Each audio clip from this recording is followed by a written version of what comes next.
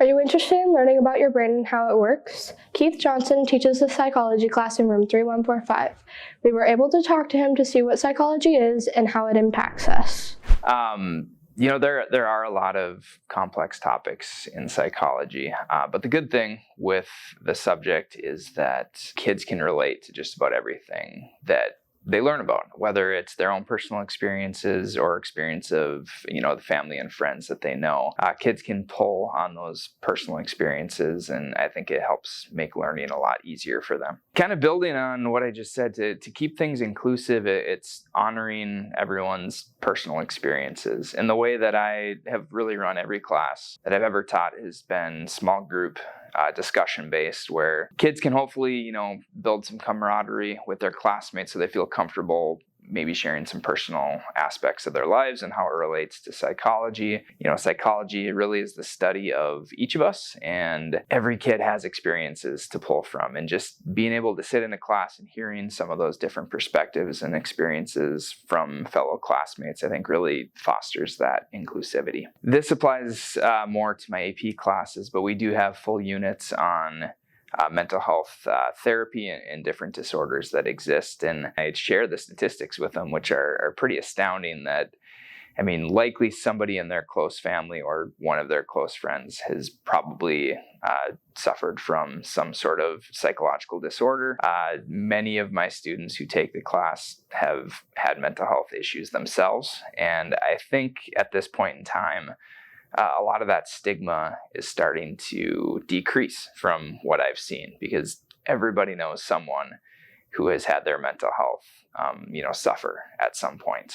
Making those connections to the real world, that is really the foundation of both classes that I teach, both regular psychology and AP. On a daily basis, I'm always asking kids to reflect on their own lives and make those connections to the experiences that they've had. There's an old saying in psychology, everything psychological is biological. And basically what that means is there are physical reasons for everything that we do, and that all centers on the brain.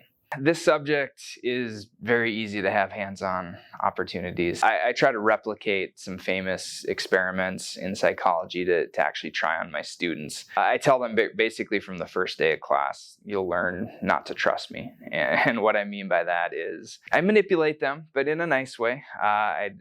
Nothing over the top, but you have to deceive when you're doing psychological experiments. As long as you tell them what the true nature of the experiment was later, that's fine. You debrief them, that's totally okay.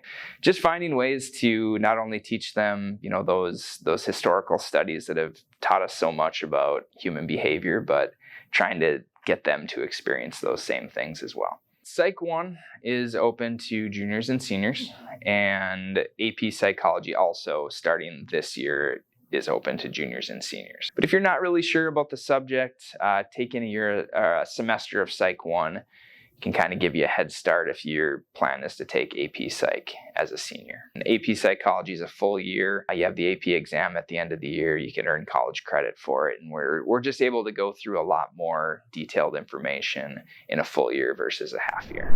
We were also able to talk to junior psychology student Gage Johnson to see what he has to say about the class.